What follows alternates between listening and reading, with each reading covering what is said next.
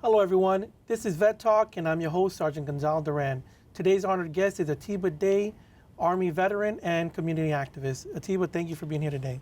Yes, thank you, Brother Sergeant Duran. Kudos to you for having me, allowing me to be on Vet Talk and giving an expression of who I am and what I do. Thank you. Well, when the people hear why you're here today, I think the honor is ours. Atiba, for the people that don't know who you are, would you mind telling the audience who you are? Okay, my name is Atiba Kalunji Day, and through the Veterans Association or the Veterans apparatus, it's Atiba Kalunji Day Jr. I just had that conversation with you, and just to delve a little bit more into that, and for the record, on the record, my name was and is Nathan Bruce Jr., but I had my name amended back in 1995, 1996 to be Atiba Kalunji Day and through the Veterans Jr. So that encapsulates it all. Well, thank you for the name appropriation. I appreciate that. Mm-hmm. And a little bit about your background from the neighborhood you grew up in, and maybe delve into a little to your military career. Okay, I am an Army veteran. I can express it like this. I'm a Vietnam era vet. I went into the military volunteer draft in 1966, and I was separated in 1968, which gave me a 2-year stint in active duty in the military. I did my basic in Fort Jackson, South Carolina.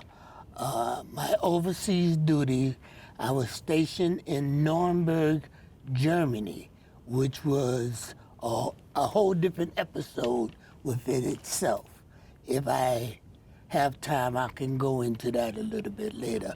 But yeah, that was my military induction, if you will, and my military experience. Honorably discharged in 1968. And you're originally from what area? I'm originally born and bred in the Bronx, New York. Born in November 1946 in the Bronx, New York. And I'm currently still living in the borough of the Bronx. Now, I bring that up because from what I know, from our history that we've known each other, and what I've come to know recently, you've been embodied within the Bronx community.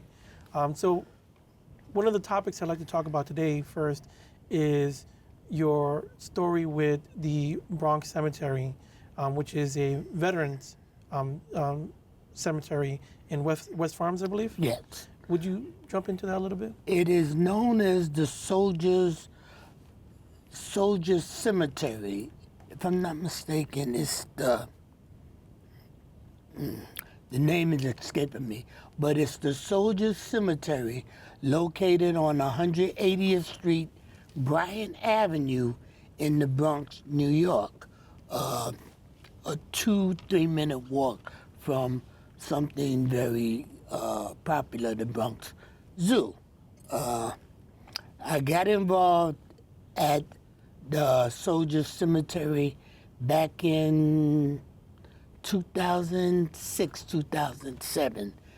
We used to have a Bronx parade, a Bronx parade where we used to walk from 176th Street, 175th, 176th Street, and Southern Boulevard, up Southern Boulevard to 180th Street, and we'll consummate or conclude at the Soldiers Cemetery.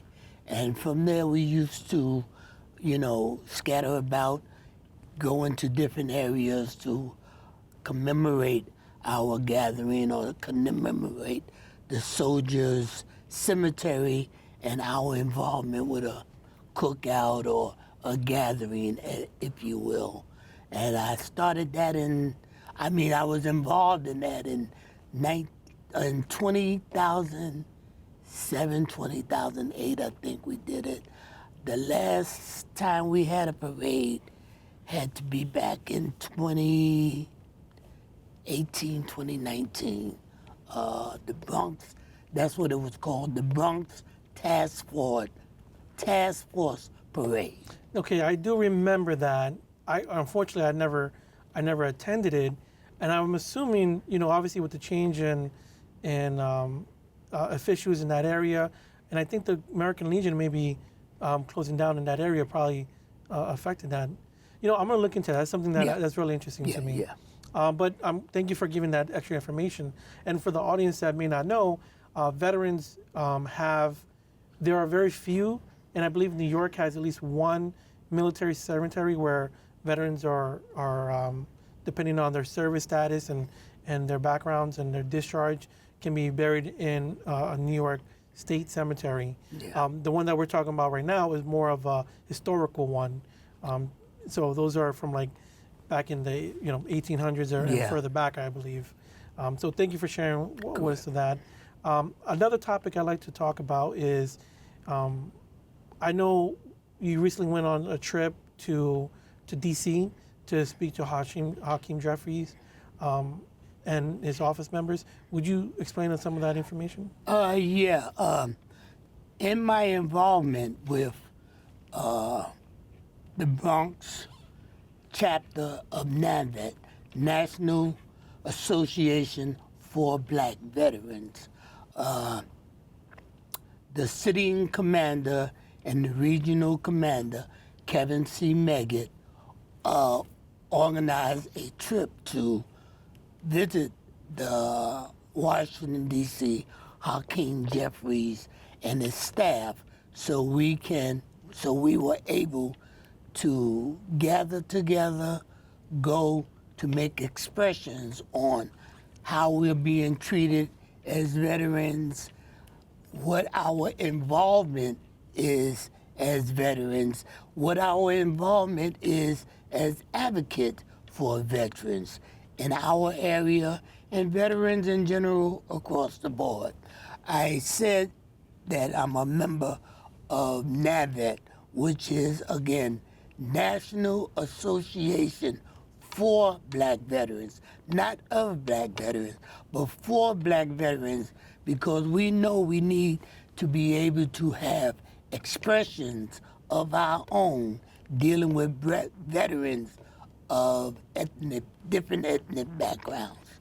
And we stand true to it. We stand true to know that we have gathered together, we have been doing the work, and we will continue to do the work as veterans and veterans of different ethnic backgrounds, not just Black veterans, as it's called, Black veterans, but as veterans ourselves.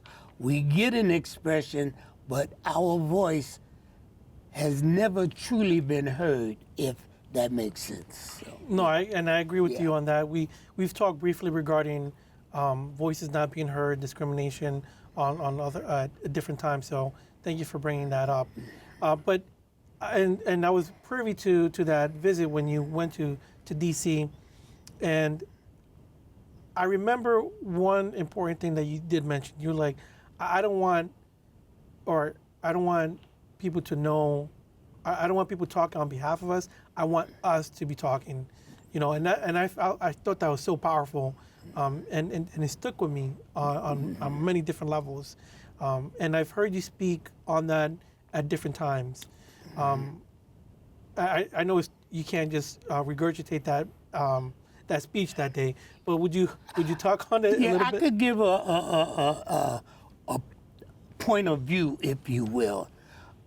There is a disconnect, and this is one of the comments that I made. There is a disconnect as the veterans, I'm going to use the expression of color. if you will. That's a whole different different thing. Black veterans, if you will. And what that gets to is, as a veteran of color who was willing to give his life for the sake of this country as it is known, we have not, and I have not been afforded I'm looking for the word. I have not been afforded the real opportunity to be addressed as the veteran who did serve this country, who was willing to put his life on the line for this country. My neighborhood at that time didn't reflect it. My status, my circumstances at that time did not reflect it. Even up to and including today, it still does not reflect my sacrifice as a veteran. There is a list of things that could be and should be done. If not, it should even be looked into as to how we are affected as brothers and sisters in the military and as veterans, how we have been and are affected in the past, present, and have to look down into the future.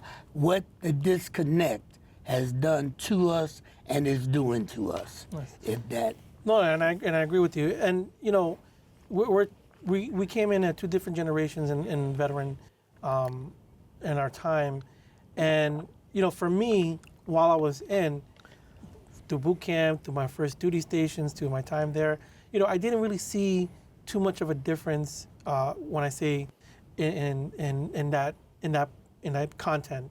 You know, maybe it's different when you're in different bases or different situations, but for me as a Marine in California and then in New York, that part I wasn't really affected with that much. I would say I seen them more as a veteran, more so than anything, because now the diversity is opened up, because now it's, you know, were you infantry, were you deployed, were you this, were you that? You know, my mindset has always been, we're veterans. Yeah. And the end of the day, we all stepped on the yellow lines, we all did our, you know, indoctrination, and we all served our country in our own way. So, you know, that's the way I try to look at it. But once again, we talked about this, you know, beforehand.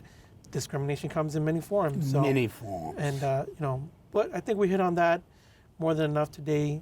I like to delve into how we can fight back on that, you know, and the number one way, and this is where we've come to know each other, is through NAMVETS #0029 chapter.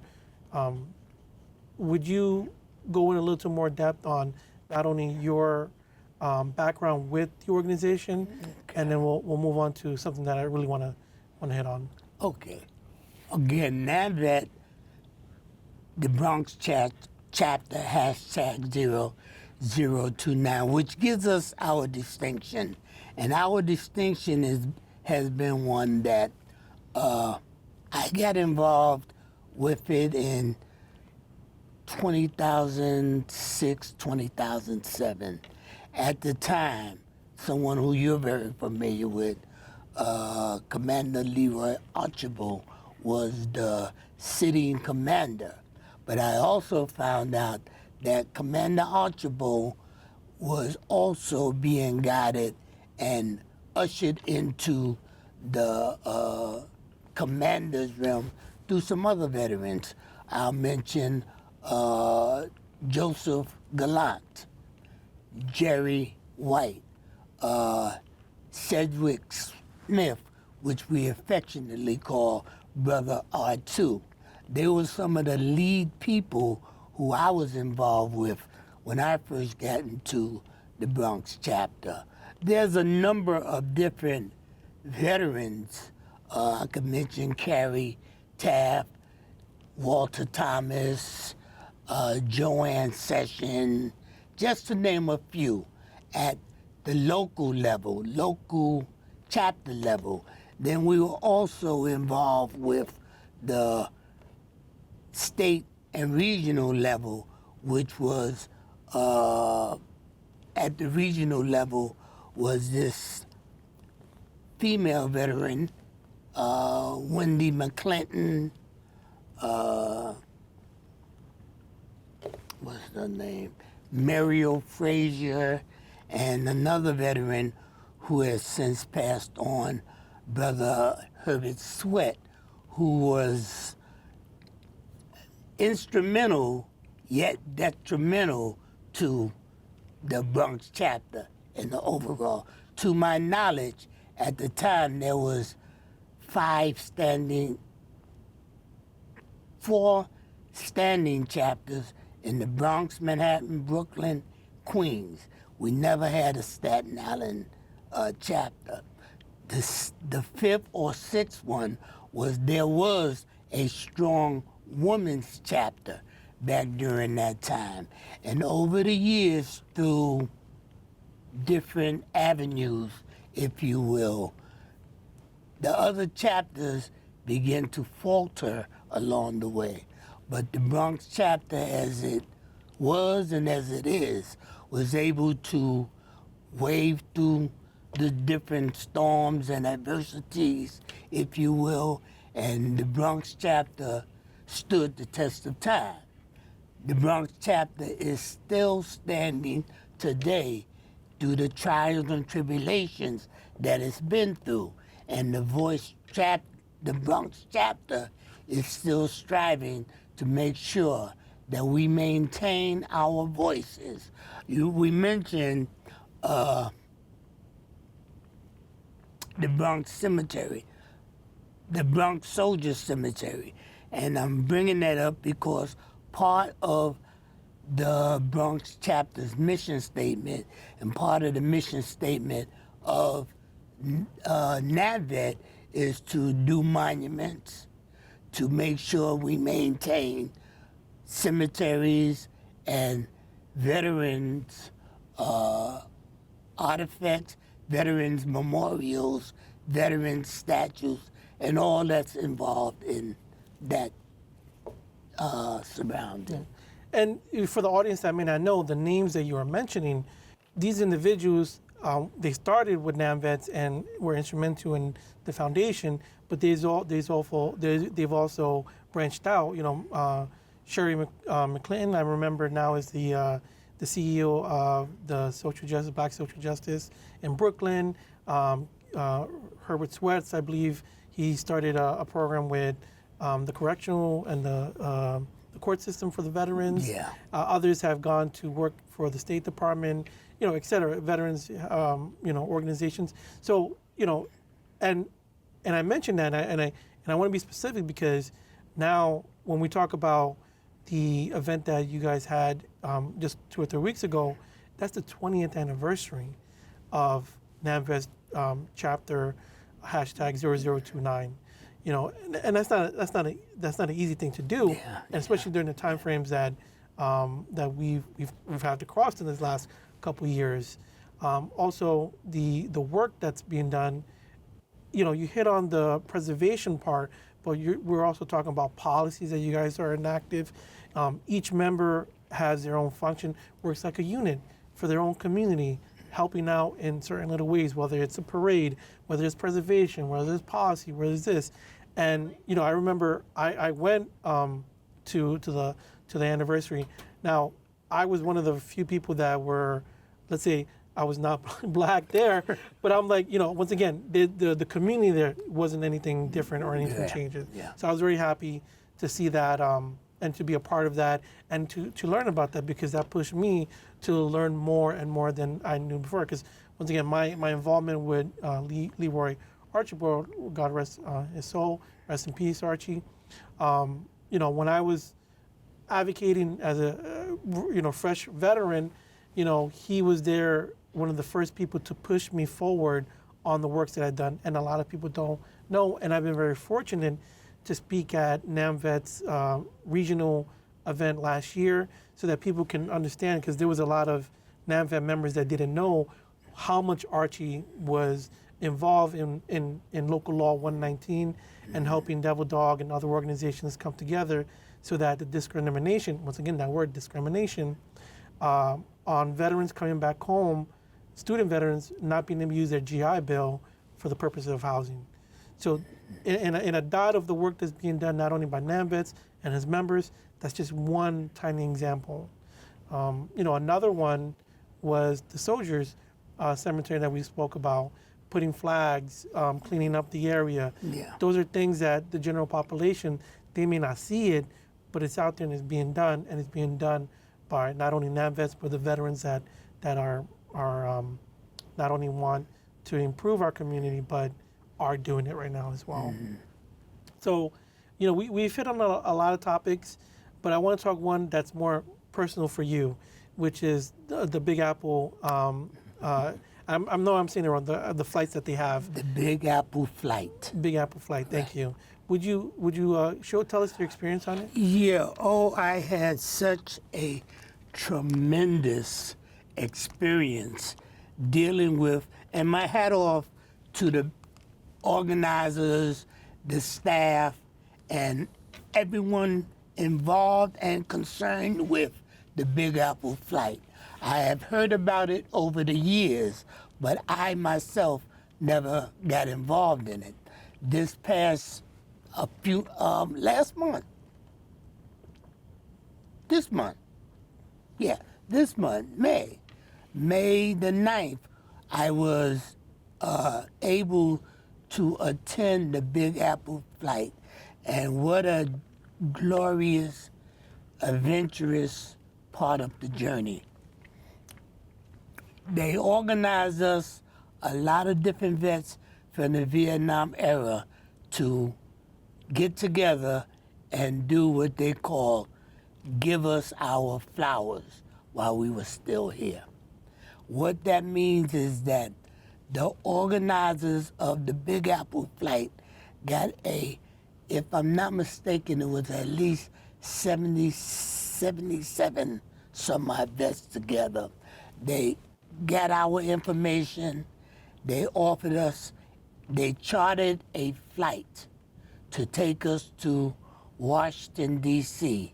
to visit the various monuments, Vietnam, the wall, I'm blocking the other ones, the whole memorandum of different events for veterans down in Washington, D.C., up to and including the changing of the guard at the tomb of the unknown soldier, which was absolutely a tremendous part. I've never taken much interest in it, but being there to experience it was well worth everything that was involved in it. Okay. And it was a lot of involvement going on up to and including the Big Apple flight. Some of the things that I've learned after and during the Big Apple flight was something that was just overwhelming, very, very touching, to put it in words. It was very, very touching. On the Big Apple flight, they did something called the mail call. The mail call was where they had our family members, and this is something I found out after the Big Apple flight. They had our family members go out and get letters and cards and whatnot, write them out to us, and they put it all in an envelope. And on the flight back to New York, they said, soldiers, we have a mail call for y'all. Y'all remember mail call? We didn't have a clue. And they started calling the soldiers, the individual soldiers' name, Sergeant so-and-so, Captain so-and-so, General so-and-so, Specialist so-and-so. Okay, they got down to me, Specialist Atiba Day, which I was a specialist fourth class upon separation. Specialist Atiba Day, and they gave me a vanilla envelope with letters and different letters and cards from family members, which blew my mind. All the military personnel that was on the flight, as they got their mail call envelope, and on the flight back, we opening it and reading it, everyone was teary-eyed. Very, very, very emotional. And as that was one of the highlights of the trip. But what really blew me out of the frame was when we got back into LaGuardia Airport on the way back to our individual homes. They had gathered, and the Big Apple flight, I salute y'all again, they had paid for family members to be there to greet us. My daughter, who lives in Atlanta, Georgia, when I spoke to her a couple of times during the week, she was telling me she wasn't feeling well, and she was, not feeling well and going through what she was going through. My belief was that she was at her home in Atlanta, Georgia. And I come to find out later, even though she wasn't feeling well, she traveled to be up in the New York area to welcome me home, which was... That's beautiful. That's yeah, beautiful. and I have a video of it. Even now, when I see it, I get emotional because it was so involved and absolutely, beyond a shadow of a doubt, rewarding. Glad to hear that. Now, quickly, Atiba, would you happen to tell the individuals that may want to reach out to you how they can do so? Okay, again, my name is Atiba Day. I can be reached by my email address, atiba1115@gmail.com. Would it be all right for me to add a telephone number? It's up to you. Okay, my telephone would be 646-232-6358. Again, Atiba, 646-232-6358. My phone is never off, part of my service. Can I mention my Bissell Gardens experience? Well, actually, we're Yeah, pressed for time at the moment. Okay. For those that are watching, I want to thank our MMN family for helping us film here today. I want to thank our executive producer, Gary Lutz, and our stage manager today, Corey.